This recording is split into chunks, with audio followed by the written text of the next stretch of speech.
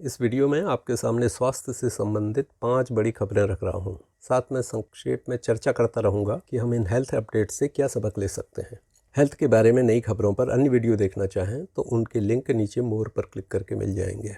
सबसे पहले ये जानकारी कि सामान्य पानी नाक के अंदर डालना या उससे नेति करना बीमारी पैदा कर सकता है। नेति एक बहुत लाभदायक यौगिक क्रिया है जिसमें गड़ुए की नाल से नाक के एक छेद से पानी अंदर डालकर मुंह से या नाक के दूसरे छेद से निकाल लिया जाता है। नाक के अंदर की नाली को पानी से साफ करने के अन्य तरीके भी हैं। हाल में अमेरिका में यह पाया गया है कि सामान्य पानी में एक तरह के जीव जिन्हें एक्केंथ अमीबा कहा जाता है वो होते हैं। ये केवल गंदे पानी में होते हैं ऐसा नहीं है, ये दुनिया भर में सब जगह मिट्टी और पानी में पाए जाते हैं। साधारणतः ये स्वास्थ्य को नुकसान नहीं पहुंचाते, लेकिन अगर किसी की इम्यूनिटी कम हो और ऐन वक्त पर ये जीव नाक के अंदर की त्वचा में अटैक कर दें तो ये बेहद खतरनाक बीमारियां पैदा कर सकते हैं। हालांकि इसका चांस बहुत कम है, लेकिन कभी कभी ये ब्रेन में भी पहुंच जाते हैं और ऐसा हुआ तो बचने की उम्मीद बहुत कम रहती है। इसी बीच पाकिस्तान से मिलते जुलते एक जीव जिसे निग्लेरिया फोलेरी कहते हैं, वैज्ञानिकों को इस अमीबा से एक मरीज को बहुत गंभीर बीमारी होने का पता लगा है। ये बीमारी भी साधारण पानी से नाक के अंदर सफाई करने से हुई थी। एक्सपर्ट्स का कहना है कि नाक के अंदर तक सफाई या नेति करिए, लेकिन उबले पानी से। पानी को खौलाकर ठंडा करके फिर उससे नाक साफ करें या इस काम के लिए आरओ के पानी का उपयोग करें।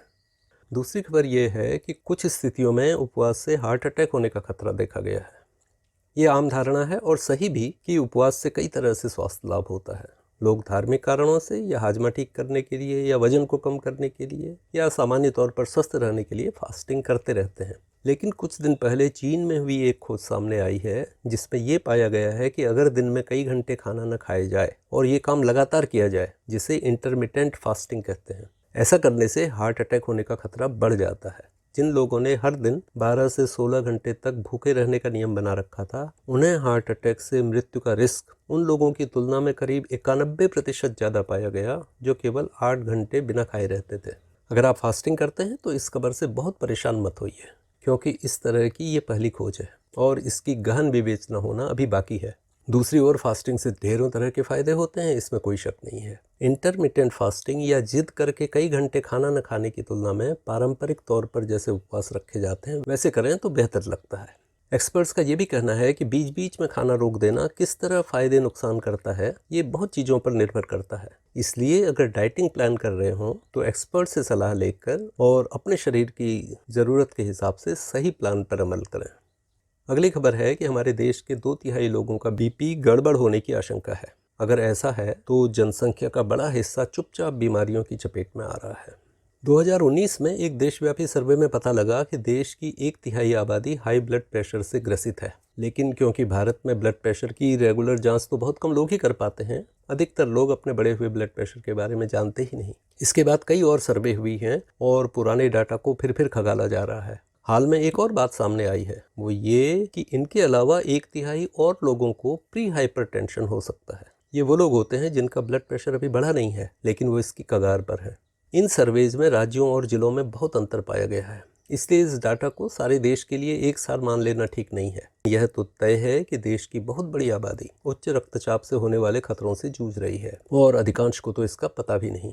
लोग यह भी सोच लेते हैं कि ब्लड प्रेशर अपने आप ठीक हो जाता है, या फिर अगर कोई लक्षण नहीं आ रहे हैं तो ज़बरदस्ती क्यों ब्लड प्रेशर चेक करें और क्यों दवा खाएं। सच्चाई ये है कि उच्च रक्तचाप या हाई ब्लड प्रेशर या हाइपरटेंशन एक साइलेंट किलर है। ये चुपचाप कई अंगों के काम में गड़बड़ी पैदा करके बड़ी बड़ी बीमारियों को जन्म दे सकता है। इसलिए बीच बीच में ब्लड प्रेशर चेक कराते रहें और ब्लड प्रेशर बढ़ाने वाले खाने और क्रियाओं से बचें। अगर आपको अपने अनुभवों से मेडिकल क्षेत्र के प्रोफेशनल्स और विक्रेताओं की नीयत पर भरोसा टूट चुका है तो अगली खबर आपके इन अनुभवों की पुष्टि करती है। वो ये कि डॉक्टर और दवा विक्रेता जानबूझकर बच्चों को दस्त में ORS घोल नहीं प्रेस्क्राइब करते या बेचते। बच्चों में दस्त के लिए सबसे कारगर माना गया है नमक चीनी या कुछ लवणों का घोल, जिसे ORS कहते हैं। कई दशक पहले जब इसकी खोज हुई तब से करोड़ों बच्चों की जान इस सस्ते से सॉल्यूशन से बचाई जा सकी है। बिहार और कर्नाटक में हुई एक नई स्टडी में पता चला है कि कई मामलों में डॉक्टर्स ORS को प्रिस्क्राइब करना पसंद नहीं करते। हाँ, अगर बच्चे के माता पिता उन्हें बताते हैं कि पिछली बार इससे फ़ायदा हुआ था तो वो इसे फिर से देने के लिए बांध जाते हैं, शायद इसलिए कि इससे माँ बाप को तसल्ली हो जाएगी और वो उनके पास आते रहेंगे। ये भी पाया गया है कि गाँव और छोटे कस्बों में अधिकतर माँ बाप सीधे दवाई की दुकान पर पहुँच जाते हैं और इस स्टडी में दुकानदार ORS के बदले एंटीबायोटिक देने के लिए अधिक उत्सुक पाए गए। गांव के स्वास्थ्य कार्यकर्ताओं की लापरवाही भी बच्चों की हालत खराब होने के लिए जिम्मेदार पाई गई। यह पता लगा कि अगर वो गरीब और कम पढ़े लिखे माता पिताओं को घर में नमक पानी का घोल बनाकर पिलाने की सलाह देते और इस तरह बच्चे को दस्त में शुरू से ही ORS मिल गया होता तो उसे अस्पताल ले जाने की या फार्मेसी से दवा लेने की ज़रूरत ही नहीं पड़ती। अब इस संकलन की अंतिम खबर। हेल्थ सप्लीमेंट्स के नियंत्रण के लिए सरकार ने एक उच्च स्तरीय कमेटी का गठन किया है।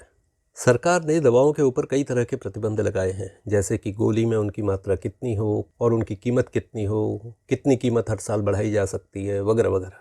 दवा बनाने के लिए लाइसेंस मिलना भी बहुत मुश्किल होता है।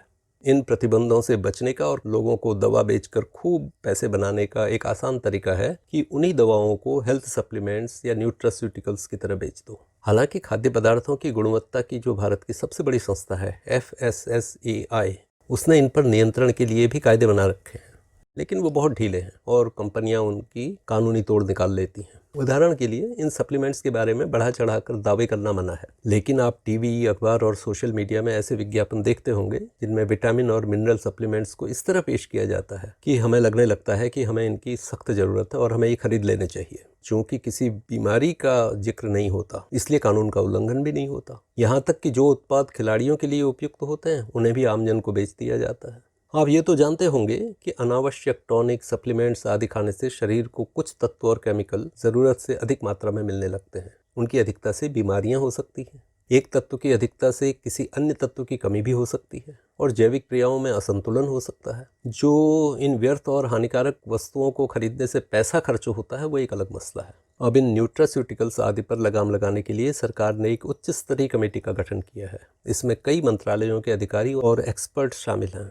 आशा करें कि इसकी सिफारिशें आने के बाद इस धंधे पर नकेल कसेगी। अभी तो हमें बस ये करना है कि बिना ज़रूरत मल्टीविटामिन, सप्लीमेंट्स आदि का इस्तेमाल करने से बचें। स्वास्थ्य भी ठीक रहेगा, पैसे भी बर्बाद नहीं होंगे। आज के वीडियो में बस इतना ही। अगले एपिसोड में हाजिर होऊंगा स्वास्थ्य से जुड़े गलत दावों की पड़ताल के साथ या नए अपडेट्स और जानकारियों को लेकर। नमस्कार।